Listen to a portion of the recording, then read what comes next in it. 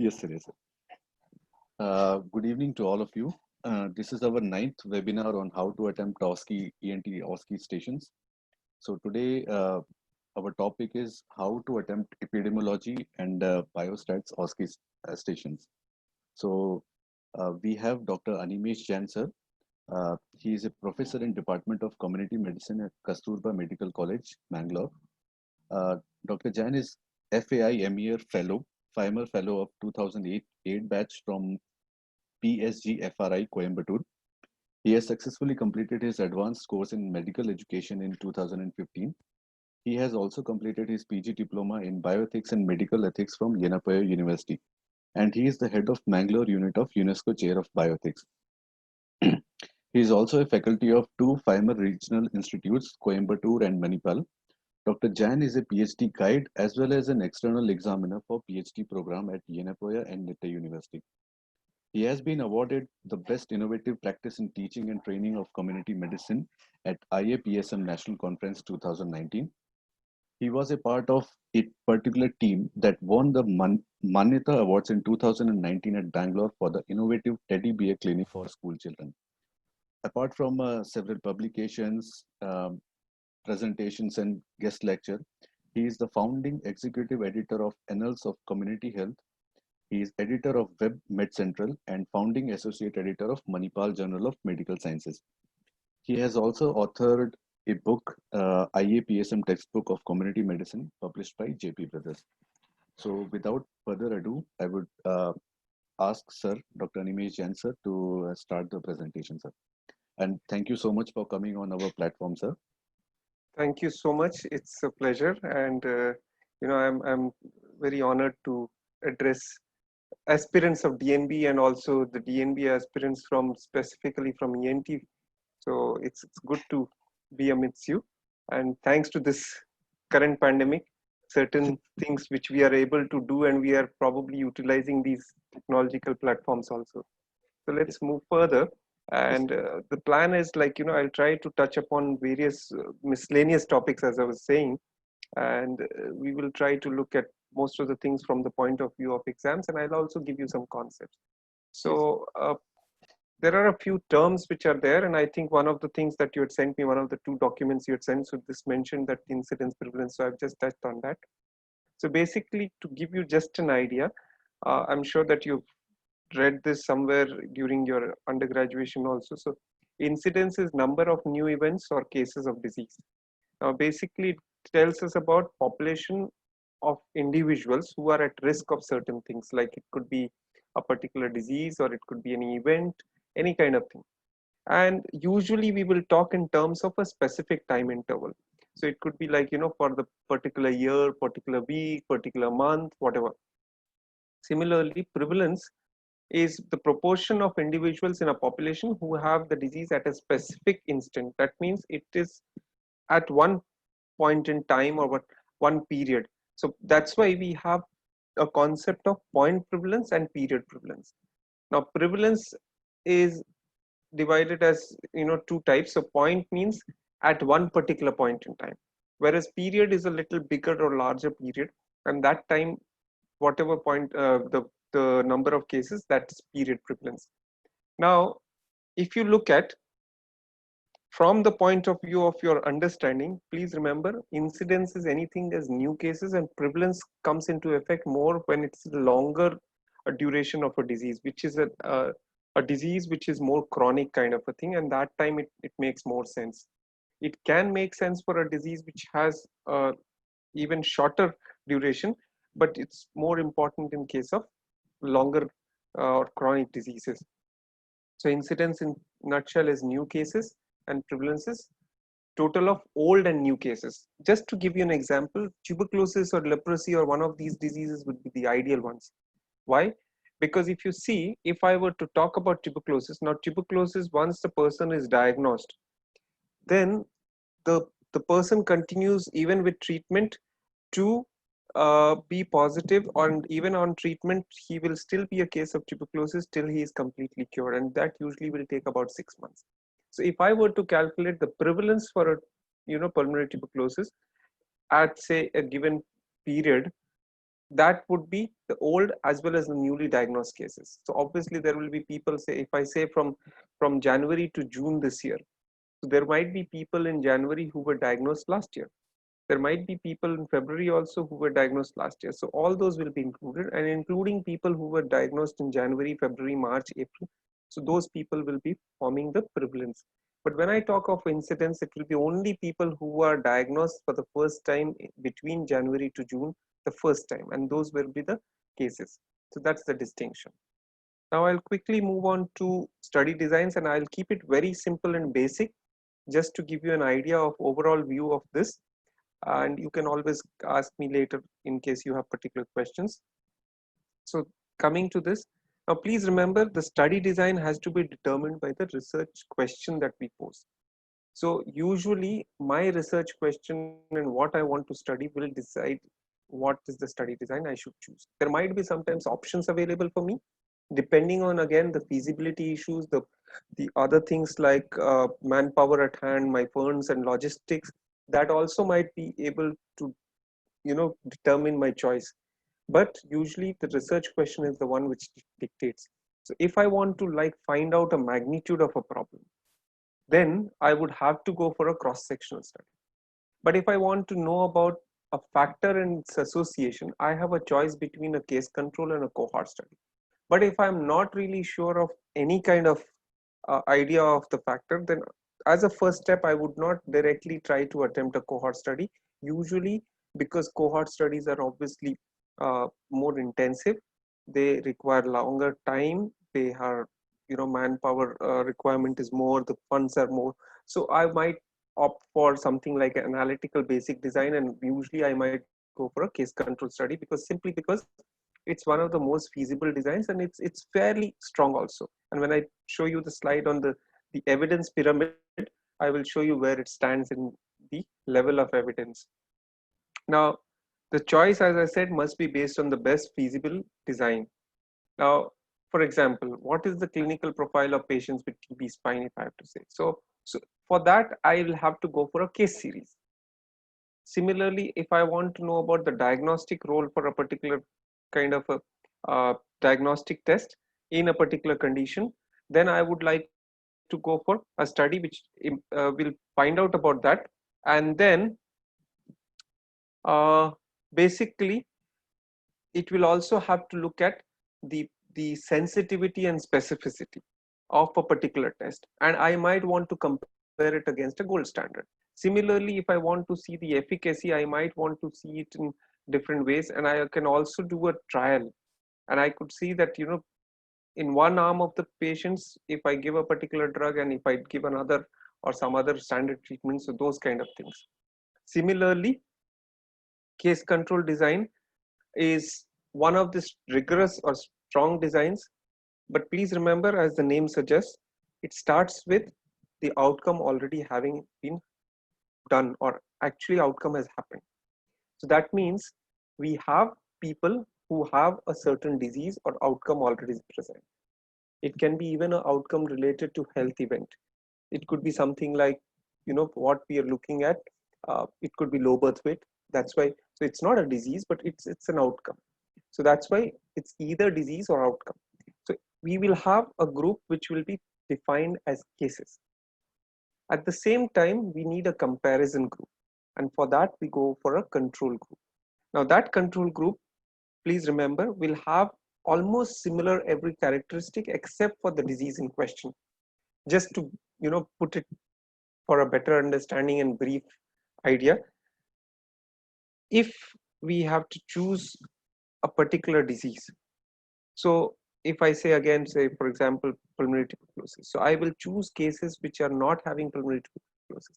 So I need to have people who have something else. It can be probably malaria, it can be something else, but not related to pulmonary tuberculosis. And again, there I can be careful, like if I'm choosing certain things like cancer and all, I try to avoid diseases which will have similar risk factors, because obviously that can lead to some kind of bias or confounding. And once I do that, I try to elicit the risk factor history, and that can be done by interviewing people or reviewing their medical records or mixture of both. And we do this for both sets of people, cases and controls. So when we do that, we find out how many of the cases had risk factor present and they did not have risk factor present. Similarly for controls, risk factor present and risk factor not present. And then we do a comparison. So usually what we do is there is a framework which is known as a 2x2 table which is used. And again, this is 2x2 table is very similar for most of the epidemiological study designs. I think we will be taking questions. Somebody is raising hand, but I think we'll take questions at the end. Is that okay, Dr. Pratik? Yes, sir. Yeah. We can take questions at the end, sir. Yeah, right. So basically, what we do is we use this 2x2 framework, 2x2 table framework, and most of them, including cohort study and things like, if you look at sensitivity, specificity, all of them use this kind of a framework.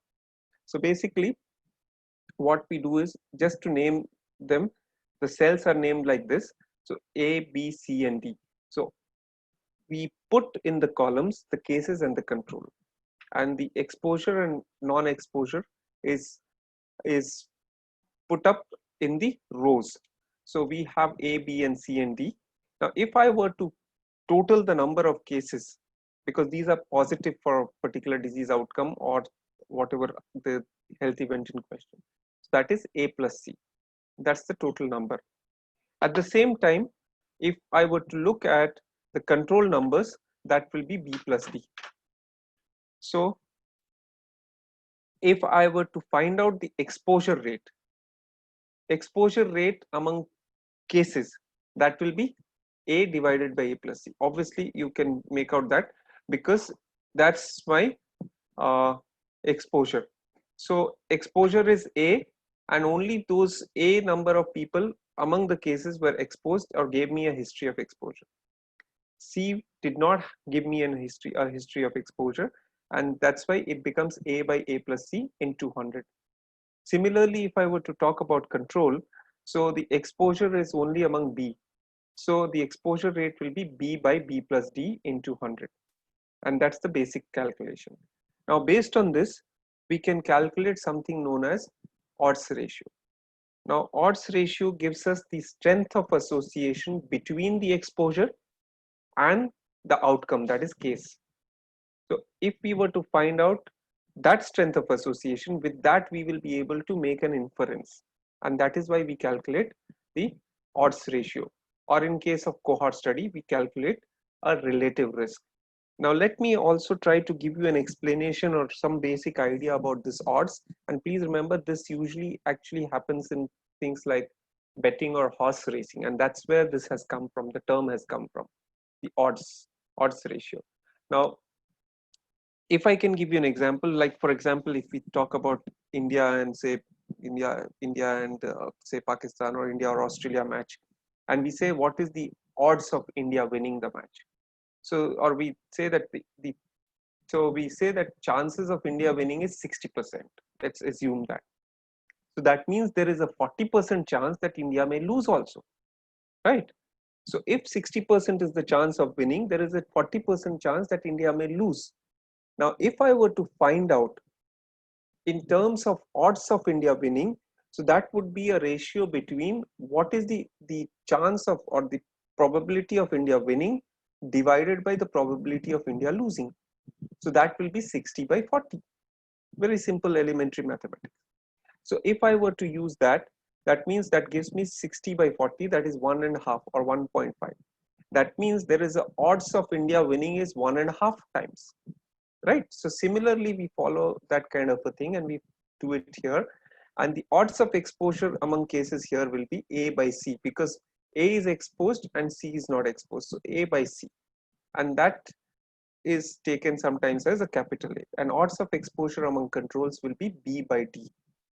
So if I were to find out the odds ratio, that will be my cross product ratio, that is A into D. If you do that A by B, or A by C divided by B by D, that comes to AD by BC. So that's why that comes as A into D by B into C, and that's the odds ratio. So if you were to be given a data in a set like that, or if you were to construct a 2x2 table, so you can do that and then you can just do a cross product and you get an odds ratio.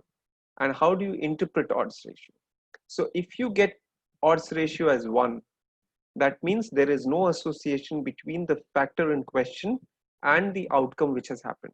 In my case, if I were to say that, you know, if I take another example of say smoking and lung cancer, which is a typical characteristic example, classical example. So if I were to say that my odds ratio comes out 1, that means I'll say that there is no association between smoking and lung cancer. If I were to get an odds ratio of more than 1, that means there is a positive association. Now, please understand the difference between positive association and it being positive. It's not that this is a positive thing, it's the association which is positive. That means that if I get more than 1, like I gave you that example of India's winning, so 1.5, that means there is a good chance that this factor is associated with the outcome. And if I get less than 1, that means there's a negative association. In other words, sometimes we also say that it's a protective factor. That means if, again, please don't take it literally, but if I get a negative or say 0.8 or 0.6 as a odds ratio for smoking with lung cancer outcome, that would mean that smoking is protective against lung cancer, which is not the fact, but I'm just saying. So if you were to get something like that, that's the interpretation. Now, what are the advantages and disadvantages? Because sometimes you might be asked in the, so advantages, we can use this kind of study framework for rare diseases because outcome has already happened, so you don't have to wait for it to happen. The small sample size is relatively required. There is no attrition which happens. This is the earliest practical observational strategy. It also has its limitations. It suffers from biases, one of them being recall bias, because we want to elicit history, what happened with them in the past, what risk factors were present, or if they can. Then sometimes there might be exposure which continues even after the disease sets in, and that doesn't take care of this. And sometimes the disease itself can change the behavior or influence the behavior. Another bias which is also seen is many times like you find a Parkinsonian bias. That means a similar kind of people from similar kind of hospital, and then if it's a specialty hospital or particular super specialty hospital, that can be there. Now, just to give you an example here, if I were to find out the odds ratio, so I will do 112 into 224, that is 112 here and 224, and that will be my the numerator, and denominator would be 88 into 176. So AD by BC, 176 into 88 will be my odds ratio. 112 into 224 by 176 into 88. And depending on what I get, which I think most likely I will get as more than 1, so that would give me that this is associated, that is smoking is associated. Now you might get it something like this. Now in this case, we'll have to construct a 2 by 2 table. So again, it's not difficult to construct. Maybe let's try and construct that. I will try to do that live for you so that you get an idea.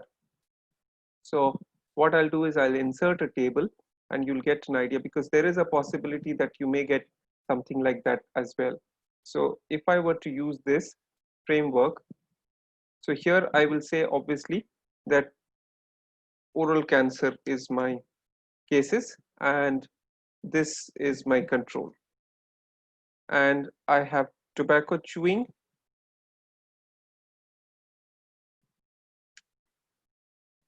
and I will have no chewing here. And if I were to say that, okay, so I will have to make another.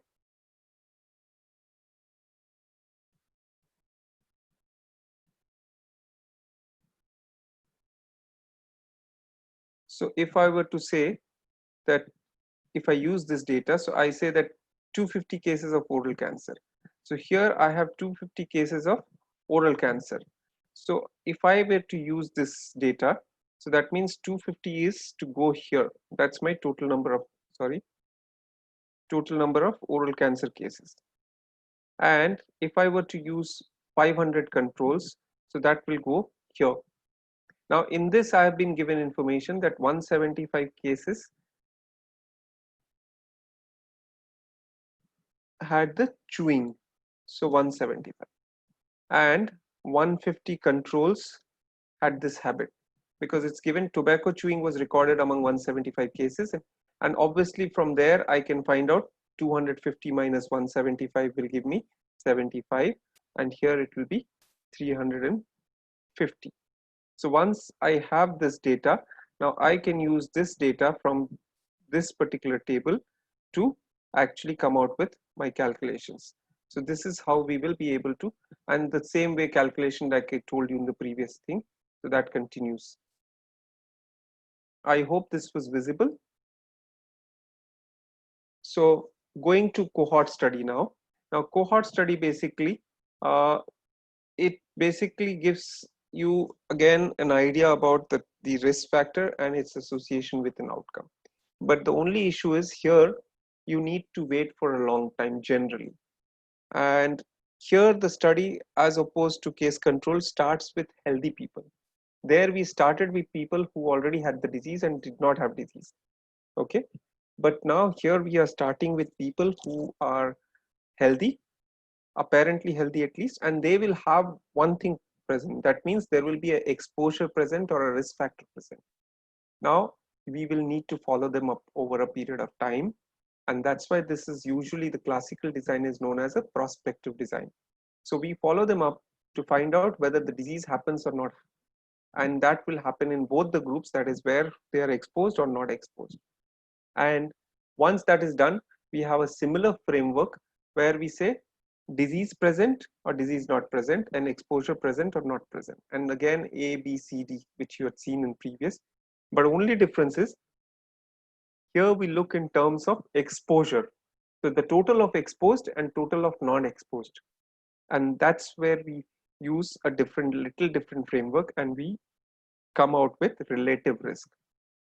So here we will try to find out, and please remember, as I told you, incidence and prevalence. So here, since we started with healthy people, what has happened is here we are actually getting people who are manifesting the disease for the first time, and that way I'm getting to know people who are incidence cases. So that's why incidence rate among exposed and incidence rate among non-exposed. So please remember that there will be people who will not have an exposure history, but they might still also develop a disease, because as we say, this is a multifactorial causation. So that can happen, and that's why there is some role of other factors also, not just the factor that we think that is the most important and we are looking for. So we calculate relative risk. So incidence among exposed, that is A by A plus B, and C by C plus D is the incidence among non-exposed. And the ratio of this will give me a relative risk. Now this is very similar to odds ratio. It's a strength of association between this and the outcome or the disease. But there is also another thing, that is attributable risk. Now what is this? This is the difference between people who were exposed and those who were not exposed, the number of people who were exposed and those who were not exposed, the difference between them, those who got that disease, divided by incidence among the exposed. Why? Because that will tell me what is the amount or the magnitude or the proportion of the disease which can be attributed to a particular factor. Now how does it help? For example, lung cancer and smoking. When we talk about lung cancer and smoking, now if I can say that so much of lung cancer, say for example 65% of lung cancer is attributable to smoking. In other words, I'm trying to say that a major chunk of lung cancer is due to smoking.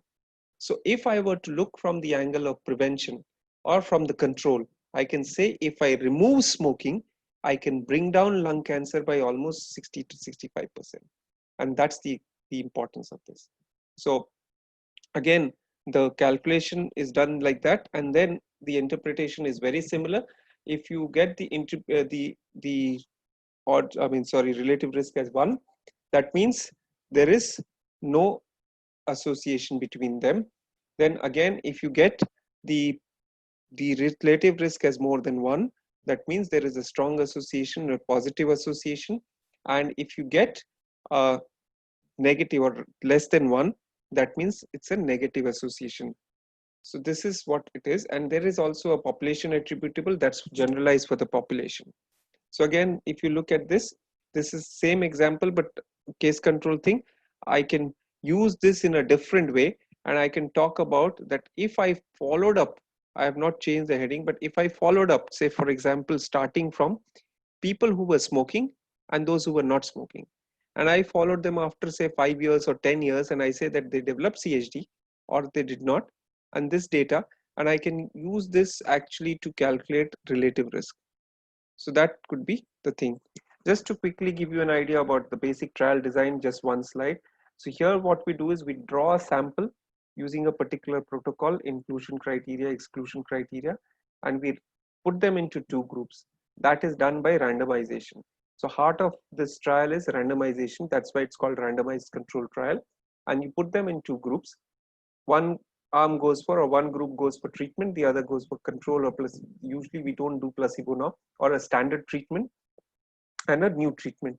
And then we look at again the comparison between whatever the data is, and then we compare that. So that's the trial.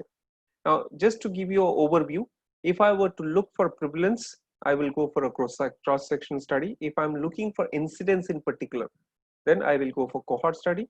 If I'm looking at cause and effect association, I will grow from down to above. Cross sectional, if I analyze, I can get some idea, but I will not get a good idea. But better than that, once I have some idea, I can go for a case control study, and then I can take it for a higher level of evidence, that is cohort study. If I'm looking for a prognosis, it's better that I go for a cohort. If I'm looking for a natural history of disease, any kind of disease, I want to know how it progresses, what happens, then cohort. And if I'm looking at treatment effect, obviously I have to go for a randomized control trial. So this is again a gist of the whole thing. Now this is what I was talking about. Now you might get, and I've seen in the one of the documents that was sent to me, so you get questions like you rearrange the evidence or the hierarchy of evidence. So if you know the ideas, opinions, editorials, anecdotal, you take opinion from somebody, you take ideas, you look at editorials, they are very low level of evidence. Or anecdote, that means I say that, in my experience, in my clinical practice, I found so and so. All that is anecdotal. That is the base of the pyramid, lowest level. Then you might have case reports. I find one case, I find 2 cases, and I report them. So 1 or 2 only, maybe 3 or 4, 5. But these are case reports, or more than 2, 3, it becomes case series. So I may have 10, 20, whatever. That's a case series. But again, they are little lower level. Then I go for a little higher level, that is cross-sectional study. More than that, if I want to know about association between a factor and outcome, that is case control, and as I said, cohort.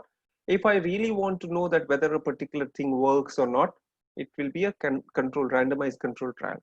More than that, stronger evidence is a synthesis of many of the randomized control trial or different study designs, preferably RCTs, and then you do a systematic review. And then from there, you pool the data together from different studies, and then you do a analysis of entirely pooled data. Though there might be multiple studies from different sources and different places, you pool that together and do an analysis, and that is meta-analysis. It's a statistical procedure. So you get evidence. So even if you have a trial which is a very small number and you pool so many of them, the number becomes larger, and that's where the reliability of the results can increase. Now I'll try to move on to next segment, little bit of biostatistics I'll give you, and then we'll go on to a little bit of manuscript writing related things. So biostatistics is obviously a branch of mathematics which deals with collection, collation, analysis, and interpretation of data, which usually is pertaining to biological sciences, and that includes our health sciences. It assists us in planning the studies, designing the studies, and also interpreting the studies pertaining to biological phenomena. And this is based on basic science of probability. That's the crux of it.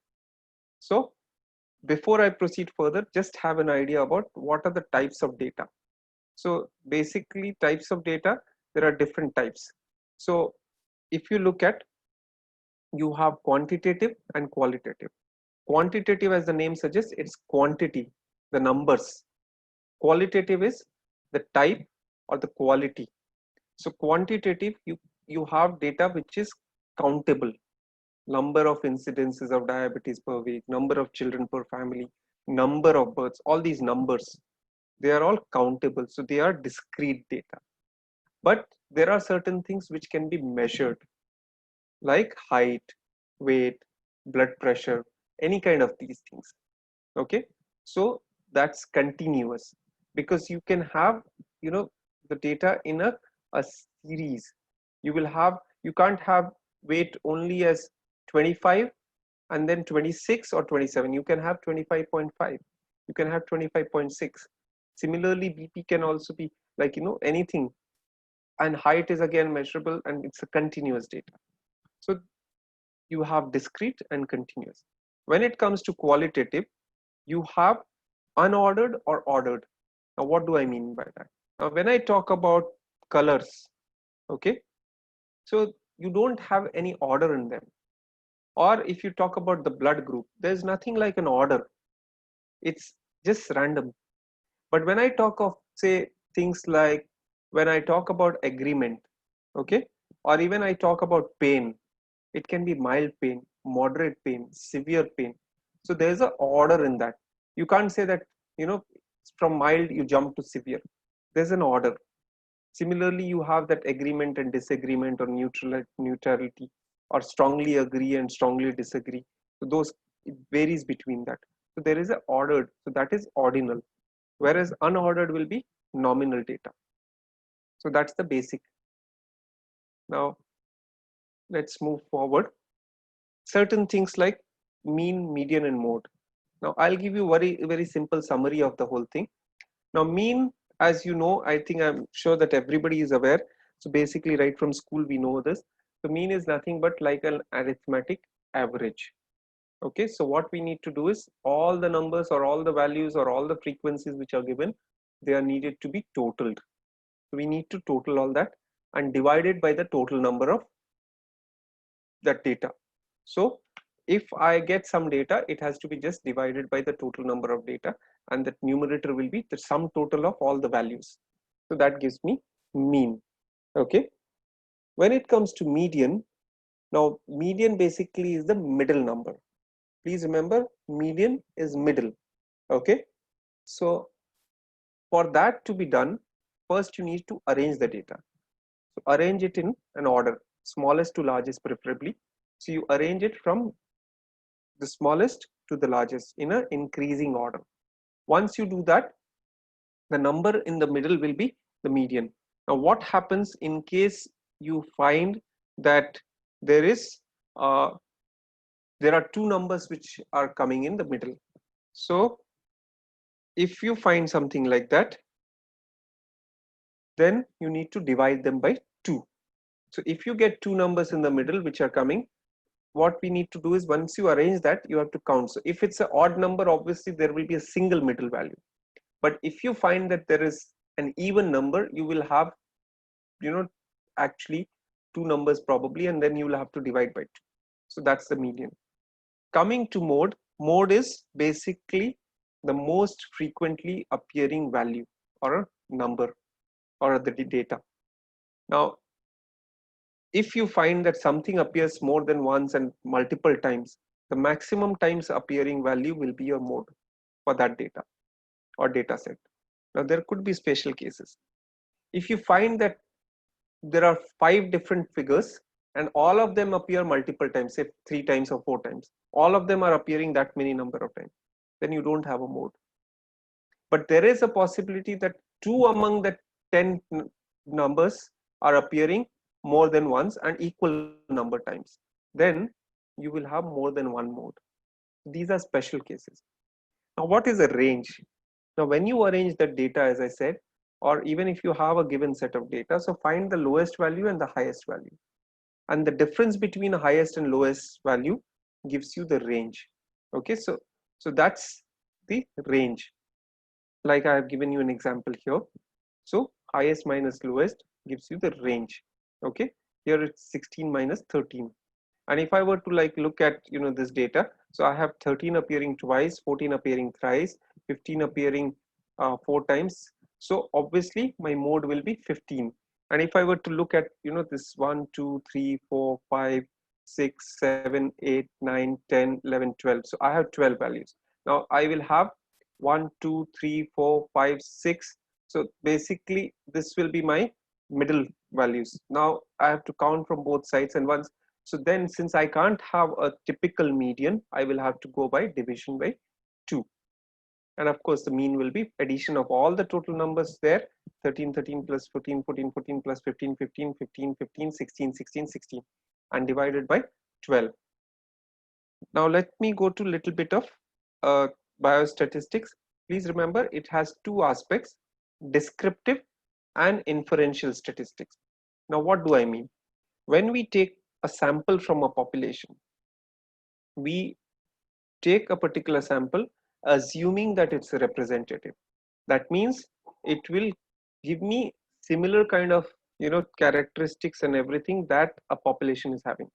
And then we do a particular study or measures, and then we come out with results and models. And so when we use this sample and describe them, that is descriptive.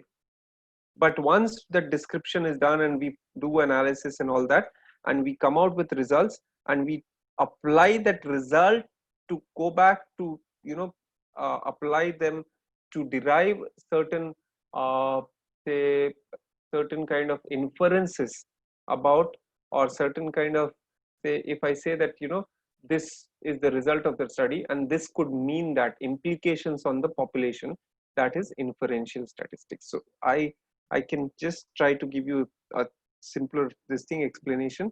So basically inferential statistics will involve estimation and hypothesis testing. So if I had an hypothesis that say smoking causes lung cancer, now if I want to test that hypothesis and then apply, so basically that is inferential. And how will I know that? By doing different things, like I talked about the odds ratio, I'll talk about a little bit about the tests like chi-square and things like that. So basically it helps us to make decisions about population characteristics. So that's about that. Now let's look at some errors. Now what can happen is, sometimes we do measure certain things using certain tests or certain kind of diagnostic parameters. Now there is a possibility that in reality what is true and what is not true, but your test results are telling you something else. So if in reality, if somebody is positive and your test tells them to be positive, that's a correct thing. At the same time, if somebody is not having a disease and your test says that they are actually not having disease, so that's correct. But there could be other two situations as well. Now what could this be? Actually they do not have the disease, but your test says yes, they are having the disease. So that means it's a false positive.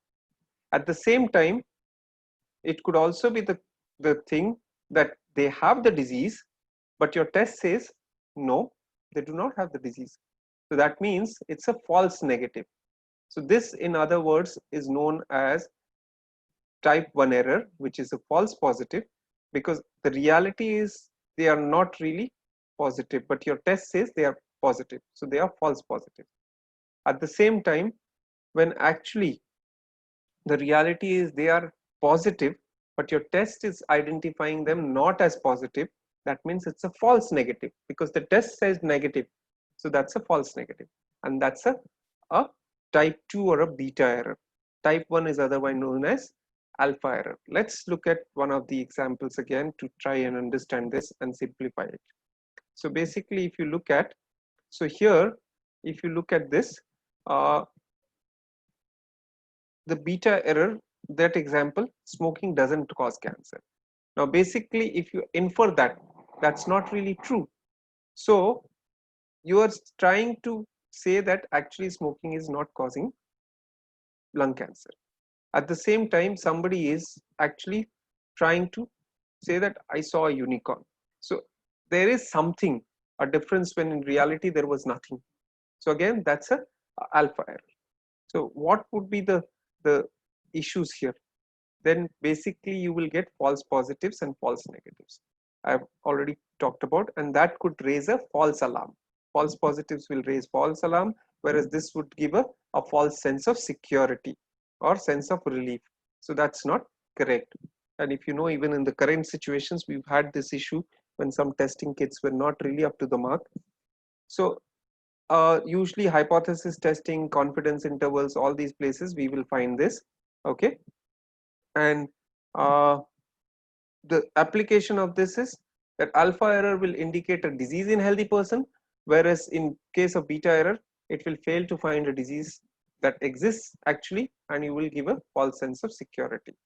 So that's the application of this. A little bit about sensitivity and specificity. So basically, these are two terms which are used. Now, sensitivity is how much we can detect people who probably might have disease. Of course, we will have to confirm it by doing a confirmatory test, but we're trying to do this to pick up people who are. So if you look at, if I were to, like, use this framework, so if I show you a result of 200 infants in an institute, now here, if you see, the diagnosis is they are diseased or not diseased. And this is again a 2x2 framework, which I referred to earlier. So if you see, the screening test, audiological screening test on the left side, now positives, they are actually disease, and this is given positive, which is true positive, is 106. Whereas the test gave me negative result, though they were disease, is 16. In case of not disease, again, the test gave me positive result in 10 people. Actually, they were not disease. That means it's a false positive. What kind of error that is? That would be a false positive is a kind of a alpha error. So, and then I'm also getting 68 people who are negative by my test, and they are not really disease. So if I look at this from this kind of a table, I can calculate sensitivity, specificity, and positive predictive and negative predictive value. So how do I go about? Sorry. So basically, you have the true positives, because those who are diseased and those the test picked up. The true positives, and you have the true negatives. That means they were not diseased and were actually picked up like that. So you have true positive by true negative plus the false negatives. So that, I mean, true positive by true positive and false negatives, that will be your sensitivity, that is A by A plus C. So A by A plus C, so 106 by 122, and that's because that's where your test has been able to identify. So if you look at, these are the disease people, how many were there? 122. And how many did your test pick up? 106. So 106 out of 122, and that's the sensitivity of my test. But at the same time, I need to find out how good my test is by seeing among those who were not diseased and who were really picked up as, like, so what was the, so true negative by true negative plus false positive. There's a mistake here, I think. So if you look at, there's a mistake here. So true negative by true negative plus false positive, and that will be my, basically I'll be able to say what is my specificity, and positive predictive value will be my true positives which are there by the total number which were actually positive. So I go in this fashion, that is 106 by 116, and that's give me what is the predictivity of positiveness in, or positive tests in my total number. And then the number which is actually negative, that is 84, and how many my test actually said that they were negative, and this is that 68 by 84. So this is what is the sensitivity, specificity, and positive predictive value. How does it help us? Now please remember, if I want to have a good screening test, I need to have a high sensitivity. Why? Because I need to pick up people who will be picked up even with least kind of manifestation or symptom, or any kind of, whatever they have factor in which my test is picking up. So I need to have a highly sensitive test, but that doesn't mean that I have to compromise on specificity. So ideally a screening test should have a high sensitivity but a decent amount of specificity. But on the other hand, now once I have picked them up, and if I want to confirm them whether they actually have the disease, now I need a test which is very, very specific, which will rule out my false positives, and then it will give me true negatives also. So I need to know that actually people who are actually positive only. So I need a test which is very specific when I want to have a confirmatory test. So I need to have a test which will give me truly the picture, and that's what is the, so audiological test here is a good sensitivity and positive predictive value, and that's why it can be used as a good screening test, and that's how you infer.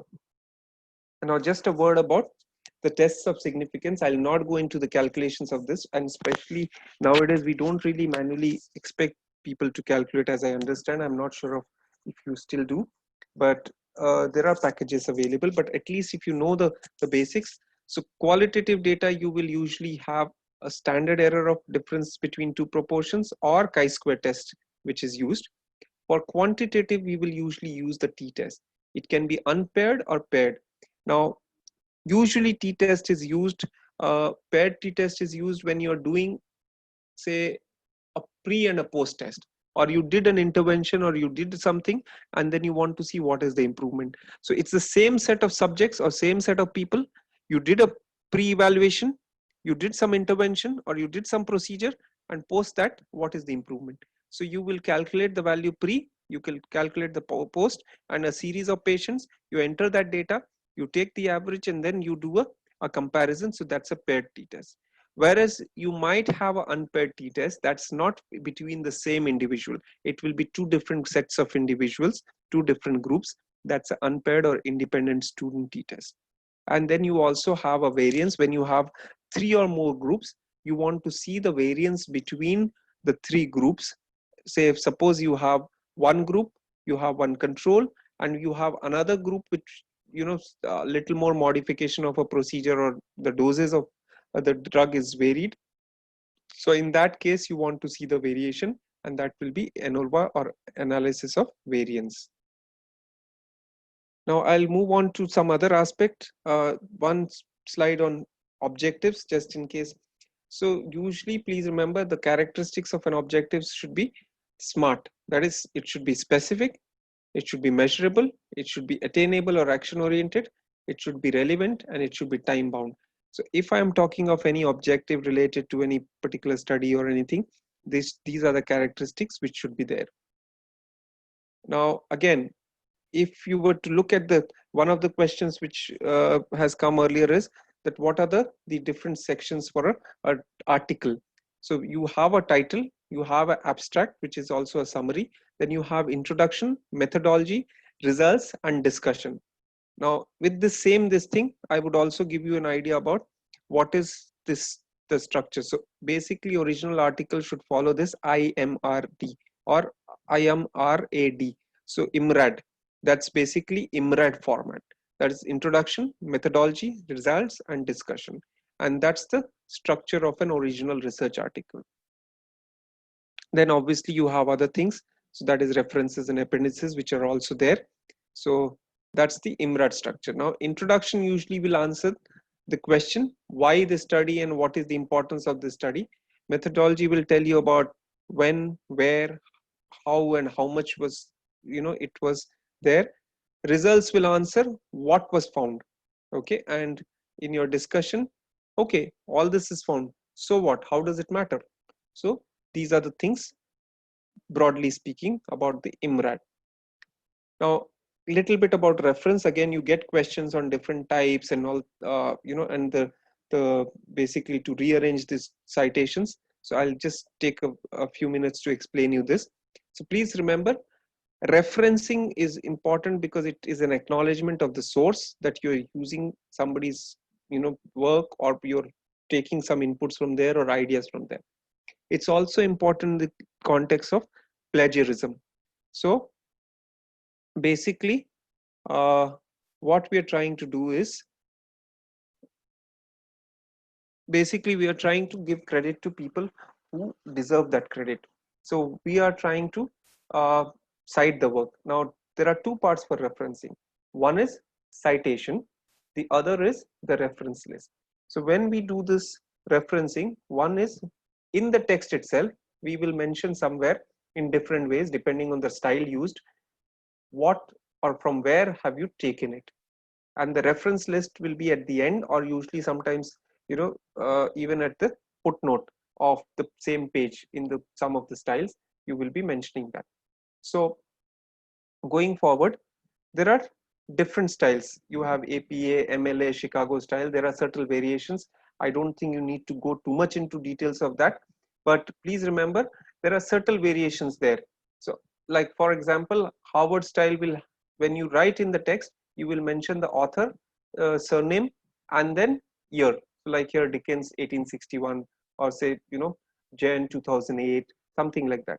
And when you put it in the list in the end, you will use author surname, initial, year, year comes in bracket, and then you will have the source name, place, and publisher.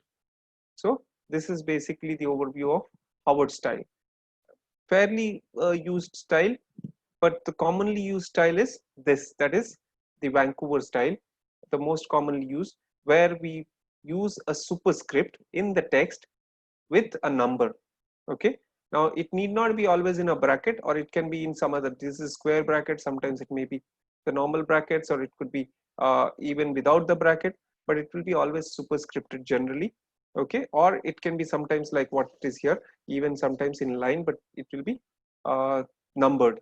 And in the end, when you list, they will be listed again in a particular fashion, where you will have uh, the names of the author in the fashion of the surname first, and the first name will be, and first or middle name will be abbreviated. So if you see, it's Shahanan J, Morris ME.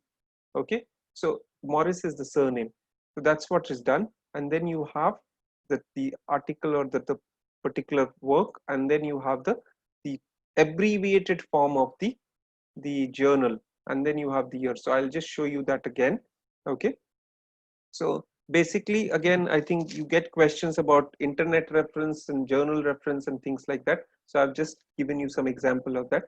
So basically, if you're using Vancouver, you list only, if there are more than 6 authors, you list only the first 6 followed by et al. Et al is and co-workers.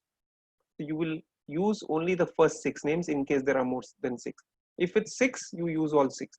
If you have less than 6, obviously you will list whatever numbers are there, 3, 4, 5, 2, whatever. Okay, and then article title, then the journal name in a standard PubMed or NLM format. Okay, and the year, volume, page numbers. So this is how we will go about writing it. So if you see, all this red is the names of the authors.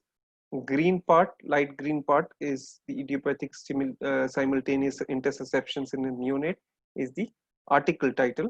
Pediatric Surgical International, Surgery International is the journal name, and this is the year 2009. 25 is my volume number, and 445 to 447 is my page number. So it has two components again in Vancouver: bibliographic elements and a punctuation marks. So if you look at this is basically like, you have bibliographic components, all this, but you have punctuation marks, and these are very important. If you see, after the names of author, you needed to put a full stop. Then after the journal, the title, that article title, you again put a full stop. And then after writing abbreviated format of the journal name, you put the year, and then you put a semicolon. Okay, and then you put the volume number. And please remember, usually after volume number, we don't put the issue number. We just put the volume number, then we put a colon, and then it is followed by the page numbers, followed by a full stop. This is how we do, and as I said, this is superscripted. Okay, when it comes to book reference, again, if it's a chapter in a book, then usually we will write the author's name, the name of the particular chapter, like long-term results of biliary atresia, and then we will say in whoever the editor is. So Gupta DK editor, Ed is, or if you have more than one editor, so Ed's or editors, and then you will say textbook of neonatal surgery. That's the name of the book. Long-term results of biliary atresia is the name of the chapter, and then whichever edition, the place of publication, the name of the publisher, the year of publication, and also the page numbers. So this is how we write the chapters. If you again look at, I've broken this for you just to give you an idea. So you will have the authors here, then you have the title, you have the chief editor, and you also have the name of the book, and then the edition, the place, and the publisher with the year as well as the page number. So this is how we write that. Coming to internet reference, it can be anything: websites, web pages, complete work like research papers and online books and things like that, or journal article. So basically website means you will write whichever organization. If it's World Health Organization, I'll write that. Okay, you need not now write internet, or you can, and then wherever the place, sometimes like Geneva for World Health Organization, then whatever the thing is there, and then the page, and then I say whenever updated and cited. Now updated if you have, if not it's okay, but cited is important, because when you have cited, because many times these are dynamic pages, so when it changes, so whenever you have cited, at least write that, and available from wherever. So that is the URL, or unique resource locator, that is the website address. Similarly, you have the databases, so you can again say from the source, and then whatever, and then available from, and please remember cited on whichever, that is important. And journal article, again you follow the same format like what we did earlier, only difference being that here you will say when you cited and where is it available from. So there are journals which are available both as print form and the online form, but in case you're citing the online, then you need to cite it this way. The good thing is many of the journals which are online, they also give you how to cite it. So you can look at that, but of course when you need to write it in a OSCE, you need to have the basic idea. Now please remember, there are certain reference management softwares which are available just for your information, just in case you need to. So things like EndNote, RefWorks, Citations C, or Zotero and Mendeley. Now Zotero and Mendeley are free softwares, EndNote is charged, the others are also having, so they have their own advantages and disadvantages, as I said.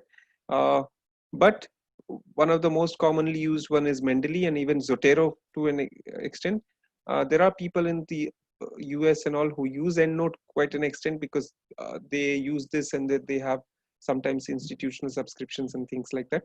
So yes, I think this is another question which you get. What are the two methods of writing references in an article? So usually you can write Vancouver style, because that's a universal common style, and Harvard style. Other methods, just for your information, is APA, that is American Psychological Association style, Chicago style, and MLA, or Modern Language Association style. So now this is another question, like for example, so if you were to pick up in this, what is wrong? And you might be even given a choice in case. So, or if I'm giving you choice like that. So is it like journal title should be in italics? Or is it journal title is not abbreviated? Or is it something like commas after the author names? So this, so, or is it et al after two authors itself? So yes, all these things like you write. So basically the journal title need not be in italics, because many times people think that, but in Vancouver you need not. But in APA style, it has to be in italics. But other things, yes, the journal title ideally should be abbreviated. Okay, and then there is like no need of comma everywhere. It's like Walls M, so Walls comma M is not required. Similarly, Kaminsky A, so Kaminsky dot comma is not required after Kaminsky, and et al. Actually 6 names, and then et al. Has to come. This I have already covered. So this is briefly about. Now a few things like just related to publication. So impact factor, just to have an idea. So what is impact factor? Basically we try to figure out how a particular journal is faring when it comes to citations. So please remember, this takes into account the previous 2 years papers which were published and citations to that. So if I were to say that 2010 and 11 published articles, so all those articles in that particular journal, how many times they have been cited in papers published in 2012, not necessarily only in that journal, any journal. So if you look at here, I have given you data. So if you say that there are citations for 2012 articles, 2011 papers 331, and then 2010 311 times citations, or 311 citations. The total is 642. And what is the number of papers published in those years in that particular journal? And this is for one journal, mind you. So 2011, this journal published 47 items, and 2010 it published 36. Now what are these items? I will also tell you that. So it includes only these primary research articles, or the original articles, review articles, case reports, and proceeding papers. It does not include any of these things like editorial corrections, bibliography, letter to editor, abstracts, any of these things. Only the top. So if you go by this and then you say, so 642 citations happened for these 2 years of the publication in that particular journal. Number of volumes I have not given you, but yes, so 642 by 83, that gives me an impact factor of 7.735. So that's how you calculate impact factor. Similarly, there is something known as H index, just for again information. So it's basically how many times, like when a paper is published, how many times it has been cited. So it was basically to move away from journal based, because even if it's a journal which has impact factor of 7, it need not be that every article there is having a citation of 7 times. So basically this was to deliberately find out about a particular individual's research quotient. So if you see, for example, author A, he has 3 articles and each of them have different number of citations. So article 1 has 3 citation, article 2 has 3 citation, article 3 has 4 citations. So basically this author has 3 articles, 3 of these articles have at least 3 citations. So that becomes his H index. Similarly, if you have an author B, he has 6 articles. If you look at number of citations, so article 1 has 3, article 2 has 4 citations, article 3 has 2 citations, article 4 has 9, article 5 has 2, and article 6 has 1. Now if you look at this number, the larger numbers are 3, 4, and 9. Now if you look at this, author B has 6 articles, but 3 of these articles have minimum of 3. The minimum number of, in the large number of citations, you have minimum number is 3 citations. So then he has a H index of again 3. Now, if he has to gain a H index of 4, he needs to have another, like, maybe this article or some other article, which will have 4 citations, and the article 1 also has to get number of citations as 4. So if he gets, after say 1 year or so, if he has article 1 which is cited 4 times and article 3 or article 5 also become 4, then his H index will become 4. So that's in nutshell about whatever I could think of and I could come up with.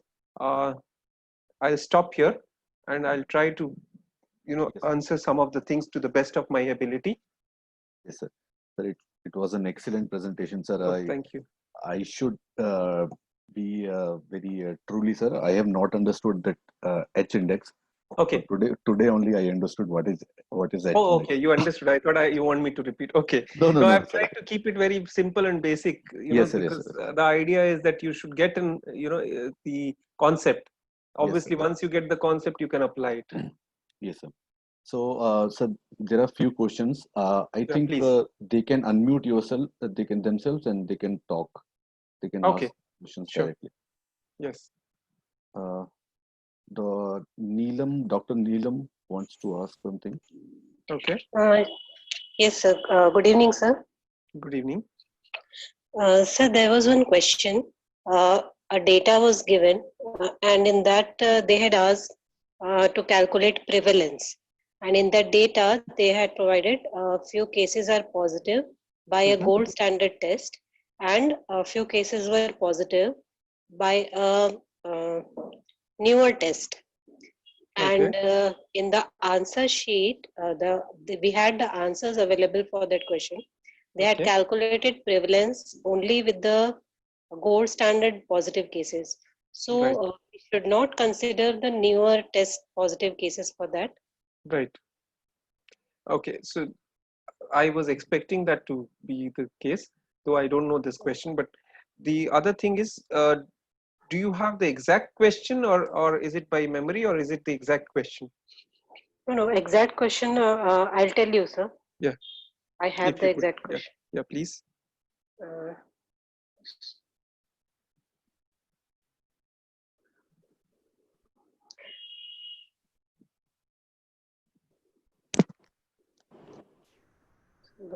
yes, sir.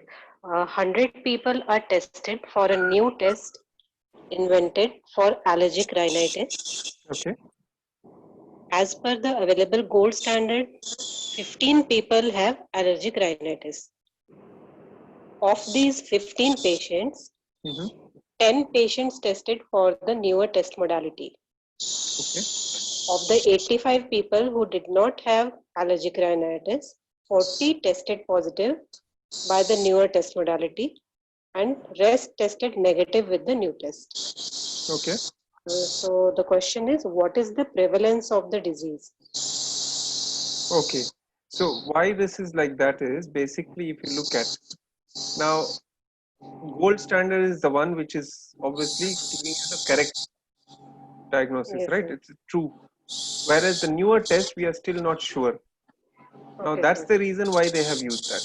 Okay. Okay, sir. So when you get such a question, and if you have a gold standard and another thing which is there, try to Yes, go sir. for a gold standard or a established Okay, thing, sir. because newer test you are still, and in this same question I can even add something like sensitivity and specificity and positive predictive value and negative predictive value, It's right? there, sir. Other questions are there. They Okay, okay, calculate so the sensitivity, exactly, yeah, but because they have a that's what, yeah, specified, sir. okay, So they've specified calculate the sensitivity of the new test method. So right. uh, Right. So have, basically, that's what. So it can be done, but the thing is, that's what the idea is. Basically, they may do that. And here, since it's a gold standard, you should go for the gold standard, because gold standard is the one which you're sure about. The newer test is okay, still sir. not certain. So that's the Okay, reason you will not be able to calculate using that. okay, Okay. sir. Thank you, sir. Yeah.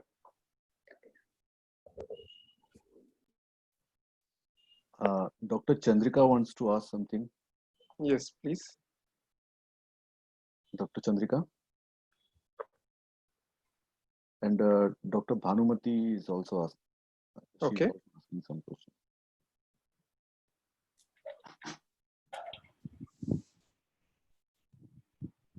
Hello, sir.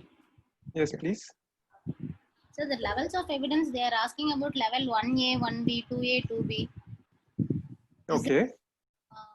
Can you explain in that way, sir? The pyramid we can understand. Okay. Level 1A, 1B, 2A, 2B. 2A, I'll 2B, and it goes up to I think 5. I'm not sure. I'll just have to check. I'll just check, because the one I have shown you is from very credible BMJ. This thing BMJ, I've taken it from. So I'll just see that, and even others which I'm aware, I've taken it earlier from there also, but I am not very much aware. I'll just have to look at that. Just give me some this thing. Otherwise, I'll get back to Dr. Pratik on this. I'll make a note of this. Yes, Okay. sir. Yeah. Sir, and one more question: is there a citation index? What is that, sir? I mean impact factor and H index you told. But Yes. citation index, is there anything like that, and what does it mean, sir? Nothing. Not really citation index, as I understand. There are various things which are there, but you don't have, like, if you look at, you will have different kind of parameters, but usually when we usually look at H as well as the impact factor, H Okay. index and impact factor. So I'm not very sure that what exactly, because there are different parameters and a lot of things are coming, but there is something known as, like, there are journal rankings are there is something known as quartiles, that is Q1, Q2, Q3 and Q4, that I'm aware of. And there is also a site score which is there, which is again a particular agency does it for the journals, and site score is CITE score, site score. Okay, so that's also there. But citation index probably is, like, basically I think it's something to do with the citations for a particular publication, something like that. Because if you look at, especially if you look at Google Scholar, if you look at, and it will have the number of citations, and again I'm not totally 100% sure on this answer as I'm talking to you about, but I think this is something related to that, because basically, if you look at each of the journal article, that will be basically giving you particular numbers. But as I understand, that is only the numbers of citations for that particular paper. But ideally, we use H index, as I mentioned to you. And H index is the one which is usually used for a particular author's credibility and citations. Basically, all around, like, a quality parameter, and even the ranking agencies and any good, say, funding agencies, grant agencies, they look at H index. Okay, sir. Okay, sir. Thank you, sir. Sir, and Okay. just one more doubt, that if that et al should be put after the first author, or all 6 should be written No, and no. then we should put In Vancouver, they say after 6 authors. Oh. Okay. So if you're looking at Vancouver style, you will be doing, you will be writing the first 6 names, and if it is 6 or less, then you will be obviously writing all the names. But if you have more than 6, you will write the first 6 and you will put et al. Not just the first author and then the et al. No, no, no, no, Okay, okay. no. Thank you, sir. Thank you, sir.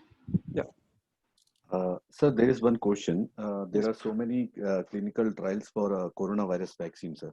So Right. what kind of study does they belong to? Okay. So basically, see, in this, they have merged a few things. Again, I have not gone into details, but see, there are, when it's clinical trial, actually, you have different phases. Now, basically, like, different phases of the clinical trial, but what they have done is they have expedited it, as I understand from whatever little I have read about, so in the news media. So what they have done is now they are trying to expedite it, because this become a pandemic and everywhere, like, it's a big thing. And so basically they are trying to come out faster with this. So that's why they are trying with, the newer candidate vaccines, and the human trials are being launched. Now, this is again after you have crossed the stage of, the in vitro things, obviously, and then the phase 1, phase 2. So phase 4 is actually post marketing surveillance. Phase 1 is again a small number of healthy volunteers, and then you have, so what they have done is either phase 1, phase 2, and phase 2, phase 3, something like that combined, because you're trying to look at efficacy as well as the what is that, safety feature, safety of and efficacy of the both. So basically what you're doing is you're combining these two aspects, and then, because if you do one and then you wait for that and then you do the next, so it will take much longer time. Yes. Okay. So Yes, sir. that's the idea, that, once we do this and then we try to combine these 2 phases or 3 phases, and then you come out with the data, and then from that you will be probably able to launch that vaccine. And once that is done, at least we will have, after that follows the post marketing surveillance, because the product is already in the market. And then from there, a much larger and huger number will be required to see and report the adverse effects and other things like that. Yes, yes. Sir, Dr. Sridurga is asking how to find mesh keywords. Oh, okay. If you want to look at mesh keywords, it's quite easy. So what you can do is, if you go to the PubMed, there you will have the mesh terms. So if you look at a particular term, like, say, for example, fever. So fever will be even like something like hypothermia. You can even have things associated with fever like pyrexia of unknown origin. You can have, so all these will become, anything like related to that will be. And if you go to PubMed and if you click on a particular thing and then you go to the mesh database, there is a mesh database there. Mesh stands for medical subject headings. Okay. Yes. So basically under that you will find lots of things, and the reason being that if you go to mesh, it's less likely that you'll miss out on similar things. Like an example I gave you just now, the Correct. possibility that, if I look at only fever, and there might be some papers which mention about hyperthermia, but they did not use the term fever or the keyword fever, and I may not pick that up. But if I'm very particular that I want to pick up all the things related to it, I might use the mesh terms.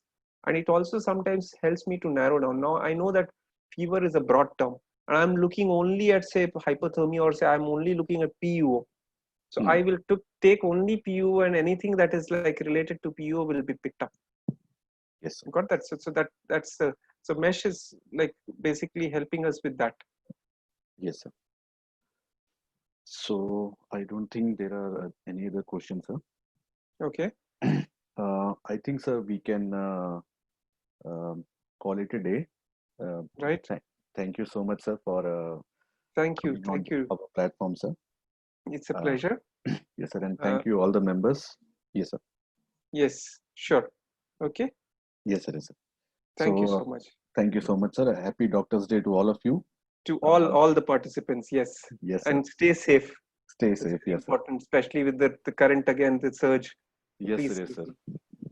Even Thank you I so think, yeah. Okay, sir. Yeah, Thank no, you no, so no. much.